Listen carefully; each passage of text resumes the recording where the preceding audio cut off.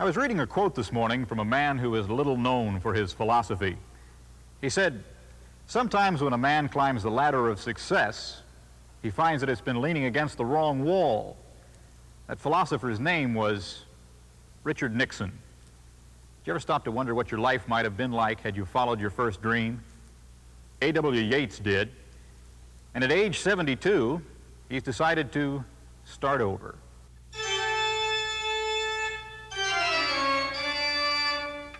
Just follow the music. You'll find him. There he is, ducking between the gray pipes and the sunbeams. A.W. Yeats is restoring the organ in this beautiful old church. Pretty well hanging in, isn't it? Yes, hanging in all right. Piece by piece, by hand. Something he has done without salary for half a dozen churches in South Texas. Low C choral bass. What drives a man at 72 to work high up where the bats walk? My daddy fell out of a pecan tree when he was 90, and I'm his son.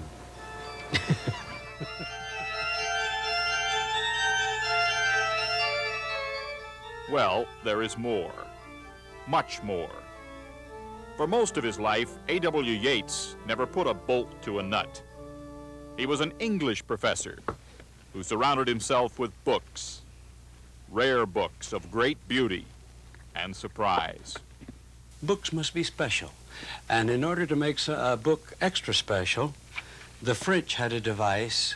Instead of putting just an illustration in it, what they did was put a lovely watercolor of this man's birthplace, and there it is on a foreign edge painting. In every work of genius, we see our own rejected thoughts. And sometimes we stumble.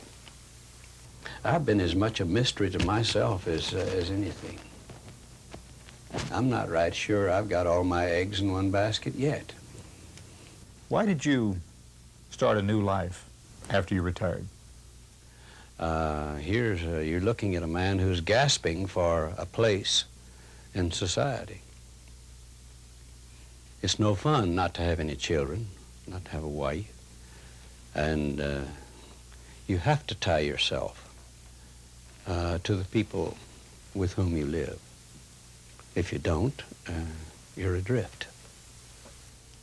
I saw the time once when I wanted to commit suicide. There was that much grief and that much anguish. What brought you out? Facing the morning sun. Well, get off your fanny and get your courage back in your gizzard and go to work. A.W. added to his neighborhood of words. He built a new home next to folks who worked with their hands and touched the talents he had learned as a boy. Most teachers, when they retire, just write another book, and yet you're writing in wood. Why? It's more permanent. 97% of all of the books printed between 1900 and 1950 will be pulp and dust. And I find that if you have a fine clock, or if you find fine woodwork, it stays longer. In his workshop, A.W. Yeats sets his own pace, his own standards. And if some hours are less astonishing than he had hoped, they are, for better or worse, in his own hands. For today, Bob Dotson, NBC News, in pursuit of the American dream in Beaumont, Texas.